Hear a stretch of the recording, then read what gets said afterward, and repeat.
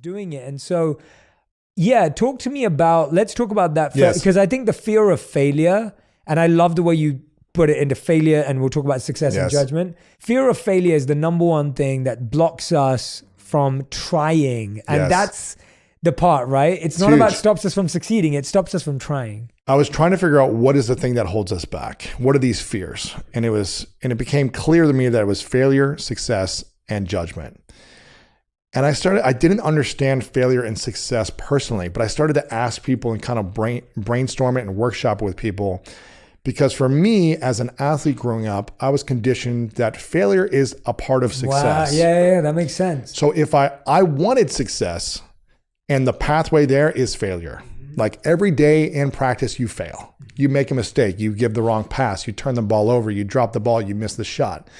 So I would watch Michael Jordan fail 100 times a game, but still win the game, or whatever it is. It's like miss a ton of shots. And it was never like the worst thing. It was like, I don't want to fail in my sport. I want to be perfect in every play, but I know that this is the path towards success. And it's how I get feedback to get better. So failure was feedback. It was information telling me what I needed to do to improve. So I understand that concept. Success, I also did not understand why people were afraid of success. But as I started touring and speaking and asking people, who here is afraid of failure? Most of the room would raise their hand at some point in their life, they're afraid of failure. And I'd say, how many of you are afraid of success? Thinking everyone wants this. So almost half the room would also raise their hand for success. And I go, but this is the thing people want. So if you want something you're afraid of, why would it come to you?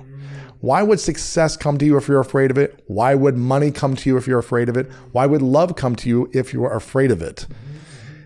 So I never understood that concept. But as I started to talk to people and realize, oh, actually, I get it. Because the weight of gold can be so heavy for so many people. There's actually a documentary called Weight of Gold that is about Olympic gold medalists who go on to commit suicide afterwards, who go on to have extreme depression, mental health challenges, lose friendships, go bankrupt, all this stuff, because the pressure, once you succeed, to stay there, everyone expecting you to be a certain way, everyone expecting you to be perfect all the time, the perfect role model, everyone expecting you now to have money to just give to your friends and family, and not knowing who really cares about you for you versus your success.